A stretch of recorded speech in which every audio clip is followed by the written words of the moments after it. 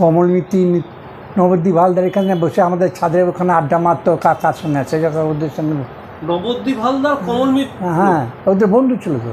বাবা সেই জায়গা হচ্ছে বয়সের ছোটো কিন্তু বন্ধুর মতো ইয়েতে ছিল। আচ্ছা, আপনাদের বাড়িতে? হ্যাঁ ছাদের বাড়ি, যথেষ্ট ওজন রয়েছে। উড়িয়েছেন? হ্যাঁ, এই ছাদের এখানে হতো আমাদের সঙ্গে তেয়ারিদের ইয়ে চলতো, ম্যাচ লড়তেন।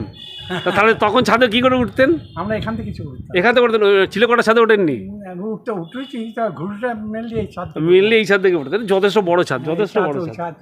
আগে খাওয়ানো তো এখানে বিয়ে বাড়িতে সব তো এখানেই হতো। আপনাদের ছাদেই অনুষ্ঠান হতো তখন সব?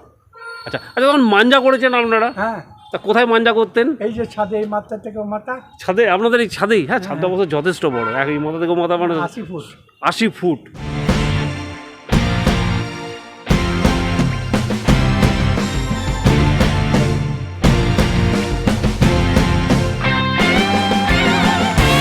আমরা চলে এসেছি নতুন কন্টেন্ট নিয়ে, বর্ধমানের বনেদি বাড়ি।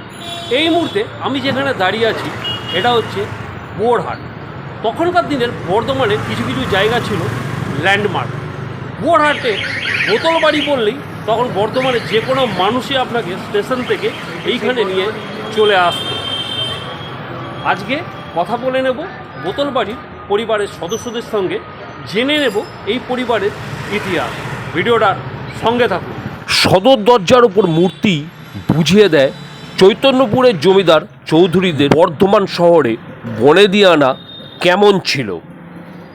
শুধু এইগুলো কি কাঁচগুলো? কি কাঁচ? কাঁচ বলতে আপনার বেলজিয়ামের গ্লাস বলে যেটা। Belgium glass.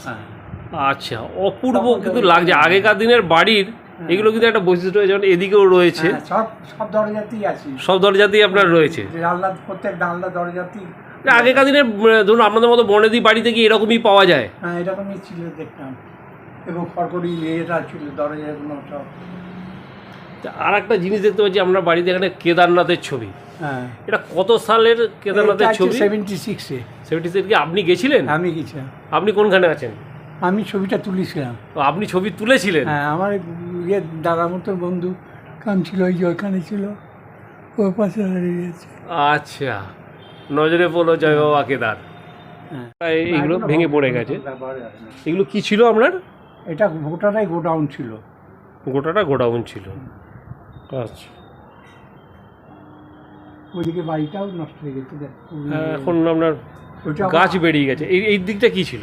এই দিকটাও ঘর আছে, ওখানে ঘর ছিল, এখানে রান্নাঘর, আমাদের পুরনো রান্নাঘর ছিল। আচ্ছা, ইয়ে ছিল এগুলো। এটা আবার এই বাড়িটিও প্রথম ওইটাই হয়েছিল। আচ্ছা, ওটা এটা এদিক থেকে ওদিকটা আরও বেশি পুরনো? ওইটা আর 20-25 বছর আগে কাটতে হয়েছিল। আচ্ছা, এটা আরে প্রায় 225 বছর এরকম হবে প্রায়। এই বাড়িটার? হ্যাঁ, এই বাড়িটার। হ্যাঁ, বোতল বাড়ি। আমরা বলছিলাম বোতল বাড়ি, বোতল দেখতে পাচ্ছ চারপাশে গোটা বাড়িটাতেই বোতল দেওয়া। এই পাশেও এইগুলো তো বোতল দেওয়া ছিল, সব এগুলো তো বোতল দেওয়া ছিল সব, এই পাশেও সব। আচ্ছা, 4-5টা কানিস্টাই বোতল দেওয়া আছে। বাড়ির বারান্দা, আগেকার দিনের গ্রিল দেখো, এখনো কিন্তু জং পড়েনি। দেখতে পেয়েছো? হ্যাঁ, দারুণ জিনিস। স্যারদের বাড়ির আগেকার দিনের পিলার দেখতে পাচ্ছ। আর এইটা হচ্ছে কাঠের তৈরি। এই জিনিস বর্ধমানে সব বাড়িতে পাবে না। পুরো কাঠের। দেখো কিছু কিছু জায়গা ভেঙে গেছে, কিন্তু এখনও যেগুলো রয়েছে বুঝতেছো কত পুরনো পিলারের কাজ। আর একদম কাঠ দিয়ে কড়িবর্গা। হ্যাঁ, দু একটা পাল্টেছেন। হ্যাঁ, লোহার হয়েছে কিছু, দেখতে পাচ্ছি লোহা দিয়েছেন, কিন্তু সব কাঠের কড়িবর্গা আগেকার দিনের। এই বারান্দাটা কিন্তু আমাদের পরে করা। আচ্ছা, 50 দশকের বা 53-54 সালে, যখন প্রাচীন হোটেল এবং আমাদের টিপটপের যে বিল্ডিংটা আছে রুমগুলোর সামনে, ওই বিল্ডিংটা হয় তখন এতে করেছিল। এতে আগে ছিল কাঠের টালির ছাদ ছিল, এইটুকু ঘরটা ছিল, এইদিকে যাওয়া আসা ছিল। আচ্ছা, এখানটা ইয়ে ছিল না, পরে সুবিধার জন্য এখানে বারান্দা করলো। আচ্ছা, এই বারান্দাটার কথা বলছি। এই বারান্দাটা মানে এই দিক দিয়ে ওই দিকের ঘরগুলোতে যাওয়া যেত। হ্যাঁ, উঠোনে যাওয়া হতো। উঠোনে যাওয়া যেত। আচ্ছা, সিঁড়িটা দেখো, দেখে বুঝতে পারবে এরকম ঘুরে।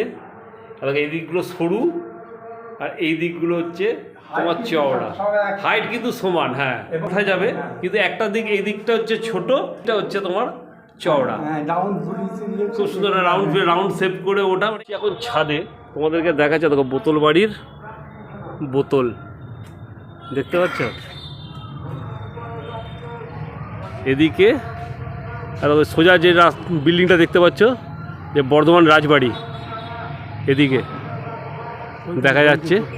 আর বর্ধমান রাজবাড়ির ছাদের ওপরটা দেখা যাচ্ছে, উত্তর ফটক। এই ঘরটা বলছিলেন যে ঘরে এসে কমল মিত্র গল্প করতেন, এলে এখানে মানে বৃষ্টিতে ভিজে যাবে, কিন্তু আগেকার দিনে ছাদের ঘর। কাঠের দেখো পুরোটাই তোমার জানলা দেখতে পাচ্ছ, নিচের থেকে ওপর পর্যন্ত পুরো জানলা, খড়খড়ি জানলা, চারধারেই তো জানলা। মানে ছাদের কাজ দেখো, এই হচ্ছে ছাদের উপরের কাজ। সিংহের মুখ দেখতে পাচ্ছি, দেখো ছাদে যে পিলারটা রয়েছে এখানে ছোট্ট করে সিংহের মুখ রয়েছে, দেখতে পাচ্ছ কি অপূর্ব কাজ।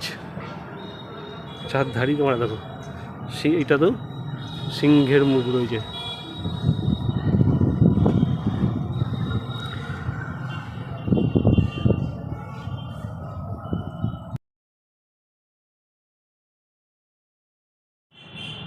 দেখো মহাতাব মঞ্জিলের ছাদ দেখা যাচ্ছে সুভাষবাবুদের বাড়ির ছাদ থেকে। আর এই বোতল বাড়ি দেখো, চার ধারটা বোতল, কিছু কিছু রিপেয়ার হয়েছে বলে বোতল এখন কিছু বাদ গেছে, কিন্তু এখনও তোমার বোতল রয়েছে গোটা বাড়িটা জুড়ে। আচ্ছা, এগুলো কিসের বোতল ছিল স্যার? বোতলটা দেখাচ্ছি এখানে। আচ্ছা, এই দিকগুলো গোটা আছে, তারপর এইদিকে বোতলগুলো গোটা আছে, এগুলো আছে গোটা। ভেতরে সিমেন্ট রয়েছে দেখছি। সুরকি এগুলো? আচ্ছা, সুরকি ভেঙে গেল, কিন্তু টুকরো কিন্তু এখনো যায়নি। যা এইখানে কিছু বোতল পড়ে রয়েছে স্যার, দেখাচ্ছেন দেখুন। এই যে সুরকির মধ্যে একটা রড পড়া আছে, হ্যাঁ, দুটো রড দিয়ে দোকানে থাকতে এই বোতলগুলো। আচ্ছা, সেই গুলি পাড়া বোতল যেগুলো বলতে, এগুলো কি সেরকম বোতল? সেটাতে এটা আর বড় এটা। আচ্ছা, সেটা তো ছোটার বোতল ছিল। হ্যাঁ, সোডার বোতল, গুলি বোতল বলতো না, এটা কিন্তু এটা আলাদা টাইপ। আচ্ছা, কেমন ওজন দেখি একটা বোতলে? ভালো সুরকি দিয়ে, হ্যাঁ ভালোই ভারী, যথেষ্ট ওজন রয়েছে, যথেষ্ট ওজন রয়েছে। জানি 68 9 হ্যাঁ, রিপেয়ার করা হয়েছিল, তখন কিছু বোতল নিয়ে আসা হয়েছিল। আচ্ছা, ওই গত এলা তখন পার পিস 9 টাকা করে নিয়েছে। আচ্ছা, এই বোতলের দাম পার পিস 9 টাকা? 68 আচ্ছা, 7-8। এটা আপনাদের চিলেকোঠা? হ্যাঁ। চিলেকোঠা সিঁড়ি থাকে না? এটাই ছিল, সিঁড়ি নেই।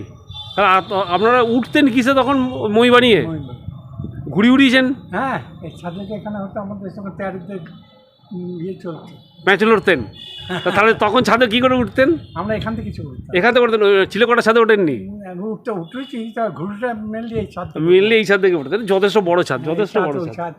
আগে খাওয়ানো তো এখানে, বিয়ে বাড়িতে সব তো এখানেই হতো। আপনাদের ছাদেই অনুষ্ঠান হতো তখন সব? আচ্ছা আচ্ছা, তখন মাঞ্জা করেছেন আপনারা? হ্যাঁ। তা কোথায় মাঞ্জা করতেন? এই যে ছাদে, এই মাথা থেকে মাথা ছাদে, আপনাদের এই ছাদেই? হ্যাঁ, ছাদটা অবশ্য যথেষ্ট বড়, এই মাথা থেকে মাথা মানে 80 ফুট। 80 ফুট। আচ্ছা, শুকিয়ে যাবে। ওই ইয়ে করে দিয়ে আবার ট্রেনে নিয়ে আসা হতো। আচ্ছা, কাটিমে? হ্যাঁ, এই কাটিমে আমাদের বর্ধমানের এই চত্বরটা ছাড়া অন্য কোনো জায়গায় কাটিমে মাঞ্জা হয় না, বাকি টানা মাঞ্জাই হয়।